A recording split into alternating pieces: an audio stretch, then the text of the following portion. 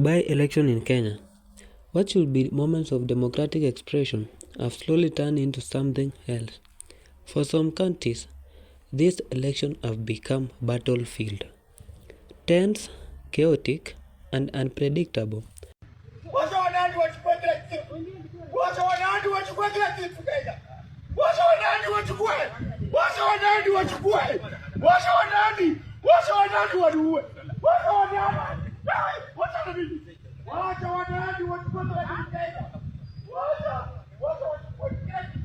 And now, Kenyans everywhere are asking, if this is what we are seeing in by-election, what will 2027 look like?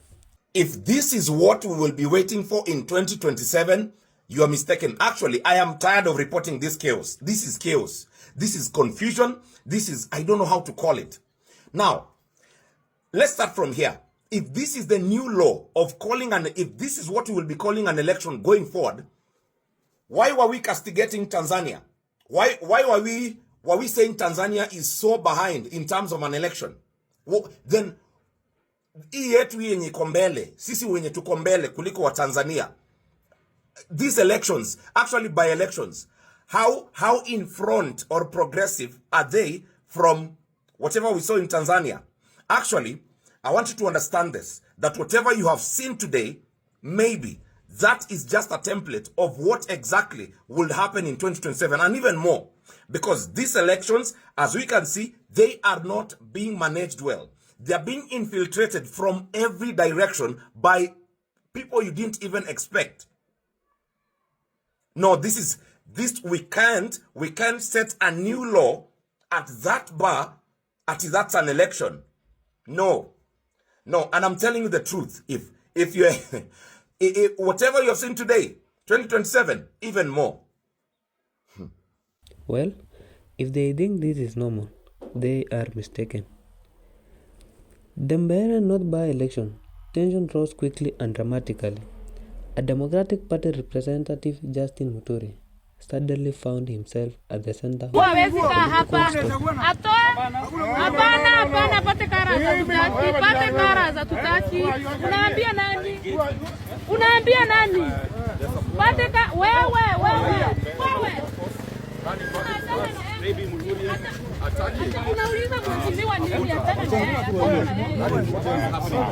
in Mbeere North constituency, chaos at Siakago polling center. It all started when the Democratic Party leader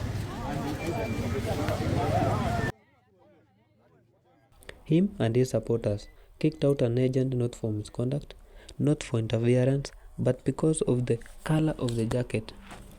They claimed that the yellow color symbolizes UDA party, and it is not allowed in the polling station. And just like that, chaos began. An agent was removed by Democratic Party members. A jacket triggered a scene that left Kenyan stunned. Is this really what elections in Kenya have become? Where are we heading as a country? As videos and reports of the incident circulated, working with are from Nairobi, and they're very dangerous people. And I'd alerted the CS to this. The CS spoke about it. We've even given their names. These are robbers and very dangerous people from Kibra, Mathare, Ruaraka, Kayole. There are some from Kisumu. There are some from Migori. So what has shocked me is that I've been attacked as police are watching. In fact, I was standing with the police officers. So I wanted to request that if there are instructions that the police connive and be complicit in chaos for whatever reason, we want to request the IG and the minister that the police need to be much more firm. I've not reacted, okay, because the intention of these people is to suppress voter turnout. So we want to encourage them, the people not to come. If there is any blood that will be spilled today, it is only my blood. And if it can bring peace to Kasipul, let it be. We are going. Confusion turned into concern. Kenyans began asking themselves, are our elections still safe? Are political colors now grounds for violence? What will happen during the national polls? This question echoed. Access social media, the nation watched uneasy, but Mbeere North wasn't the only drama folding. In Kitutu Chacha South, another shocking event emerged.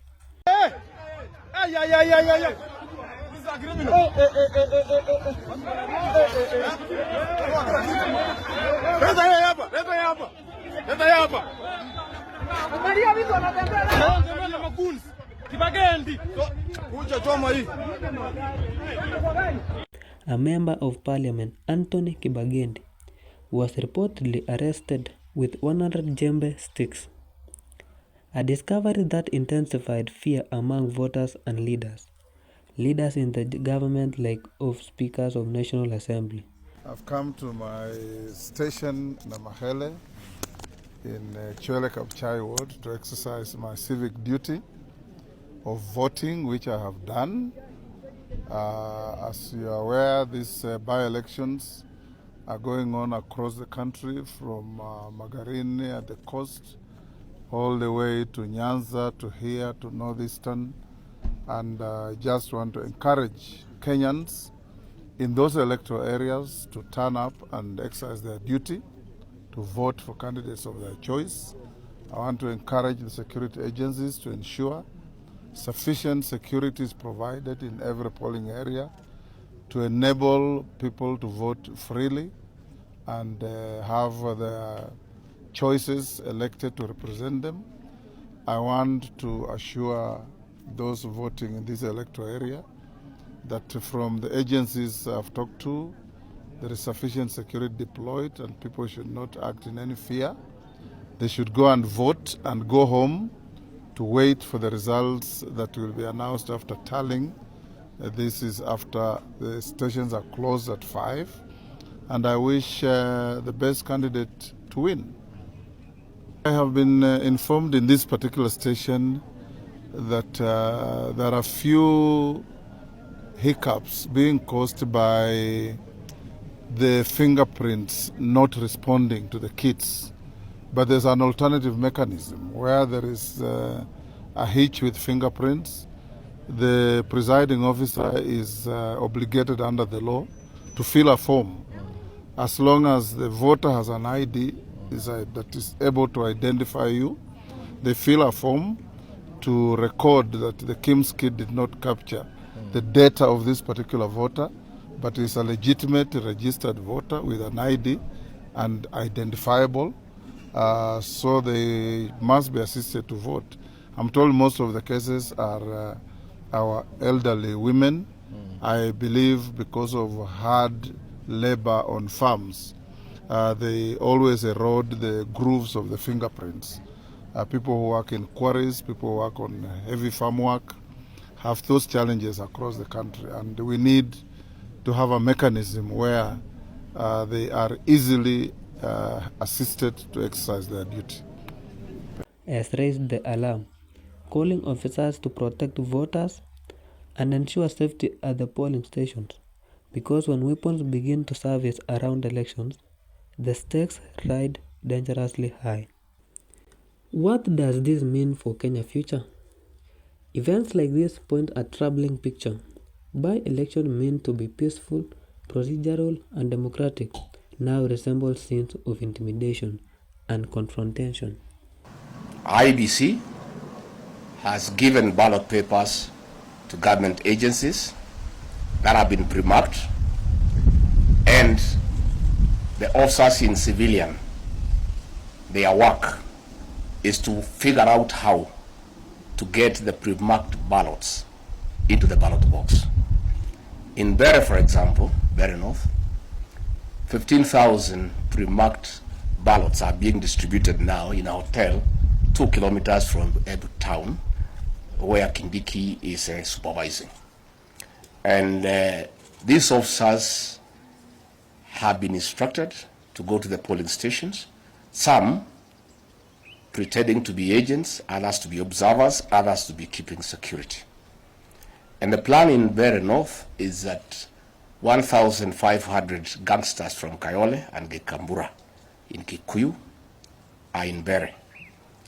And their mission is to create chaos outside the polling stations so that the police officers inside can create more chaos, pretending to be agents, and in that situation of chaos, the pre-marked ballots will be put into the ballot boxes. Thereafter, the police will arrive and keep peace, and things will go back to normal, and then the voting will continue. By that time, the pre-marked ballot papers will have been in the ballot box already. If this is the atmosphere before 2027, what will the general election itself bring? The incidents force us to reflect. What direction are we taking as a nation? And more importantly, can we still trust the electoral process to protect both the vote and the voter?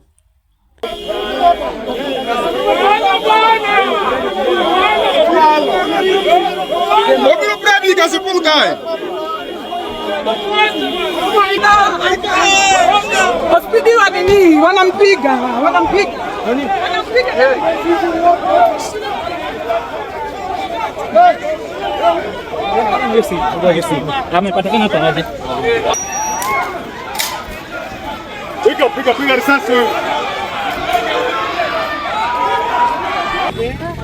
Chris kweli. Angalia sasa ndio zangu bila nakaa. No, you see. It's not good.